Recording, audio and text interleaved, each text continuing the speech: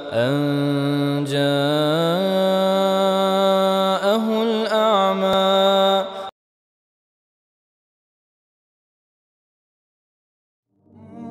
A believer fears not but Allah. A believer fears not but Allah. That's what we should be. We should fear nobody but Allah subhanahu wa ta'ala. Nothing should be scaring us. No man can bring us down. No government can do us. Right? We are believers in Allah ta'ala. We should have so much iman in Allah that we only وَلَا تَخَافُوهُمْ وَخَافُونِي إِن كُنْتُم مُؤْمِنِينَ. Don't fear them. If you believe, then you only fear me. You only fear Allah. And you know, we say, brother, I only fear Allah. You know, you see so many men, bro, I ain't scared of you, I only fear Allah. I only fear Allah. You know, if you really feared Allah, what about His punishment? Are you scared of that? If you truly feared Allah, you wouldn't miss a salah. If you truly feared Allah, you would follow the sunnah of Rasulullah. Don't give me this excuse, I only fear Allah. What fear of Allah do you have if you miss prayer?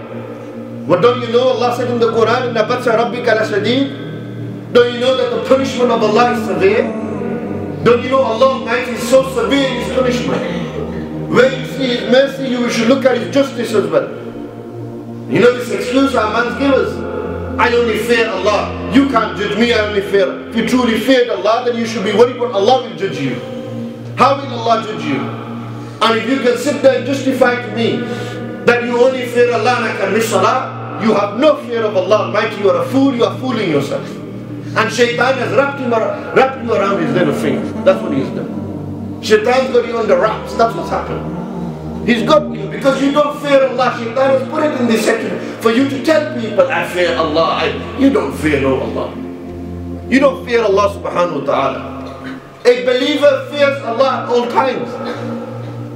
A believer doesn't have a moment where he doesn't fear Allah. He does everything he does, he thinks about the consequence. True fear of Allah stops a man from sinning.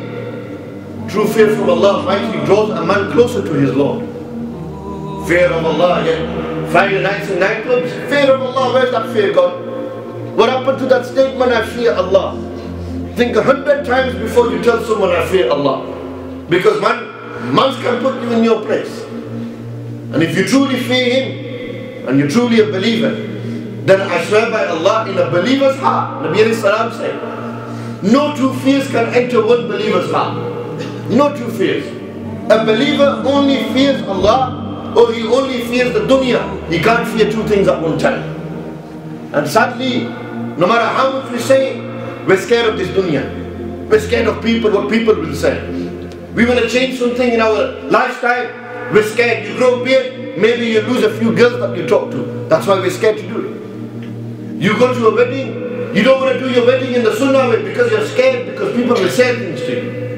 As right, if you truly fear Allah, you don't care what people will say. You will put people on one side and say, I'm worried what Allah thinks of me. That's what a believer's mentality is. That's how a believer thinks. Not many people, what do they say? And I'm scared. God knows what will happen. You should only fear Allah subhanahu wa ta'ala. You know, before you do something, and something courageous and bold, you say, I only fear Allah, if I die, I die. A believer, you see, when you're truly fearful of Allah Almighty, then death doesn't even scare you. Death doesn't scare a believer. What do you think? Death scares a believer. How many times do we think about death? You know why we don't think about death? Because we're scared of death. We're scared to die as people. And somebody can stand up and say, Imam Sahib, I ain't scared to die. No. The reality of it is we are scared to die. We are scared to show our face to Allah. But you know, a believer, he said, put death in front of me. Khalid bin Walid, when he entered into the army, and he entered on the battlefield, he said to the Roman and the Persians, he said, you know, look into the eyes of these mu'mins. Look into the eyes of these believers. They desire and love death more than you love life. These people are prepared to die for their religion. We call ourselves believers. Are we prepared to die for our deen? Are we prepared to sacrifice our lives for our deen? And what does that mean? That means forget the external battlefield, rather the battlefield inside you. Forget the call of duty out there, it's about the call of duty inside you. What's happening with this call of duty? Have you answered this call? There's a war going on inside your heart. Shaitan is with his army attacking you. How are we doing? How do we respond to him? How do we? And more, what do? We say, forget it, man. Tomorrow I'll read. Tomorrow I'll read. And before you know it, shaitan's got you so lost. Your mind has been so wounded. You've gone so far from the deen that you don't know where to start to come back. And this is the sad state of our people today. Our people are becoming like this. Why? Because we started fearing everything other than Allah. You know, the companions only feared Allah subhanahu wa ta'ala. There is nothing that feared them except Allah Almighty. That fear is what you call taqwa. That fear is what you call consciousness. Being conscious of Allah subhanahu wa ta'ala. If we truly fear Allah, we'll stop doing these things to our eyebrows. We'll stop shaving the beard. We will grow the beard and follow the sunnah of Rasulullah. Because why? We're scared the face that we will show to Allah. What face? Who did you used to imitate?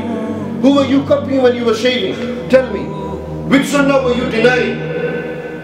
What answer will we give to Allah Almighty when that question will be asked? Truly, if we feared, we would straight away think, nah, you know what? If I grow the beard, certainly I will read my salah with it. You will let nothing stop you from reading namaz. Let the beard encourage you. You know why people don't grow beards? They say, hey, Imam Sahib, if I grow a beard, then I have to read namaz. I'm not ready to read namaz. Therefore, I don't want to grow a beard. And 40 years will go like this. Excuses, excuses. When will these excuses end? Who are we trying to make excuses for? Tomorrow, what excuse will you give to Allah? Never mind me and you. What excuse will me and you give to Allah subhanahu wa ta'ala? What will we say to Allah? You neglected my Prophet's sunnah. I seen him as the best role model and example.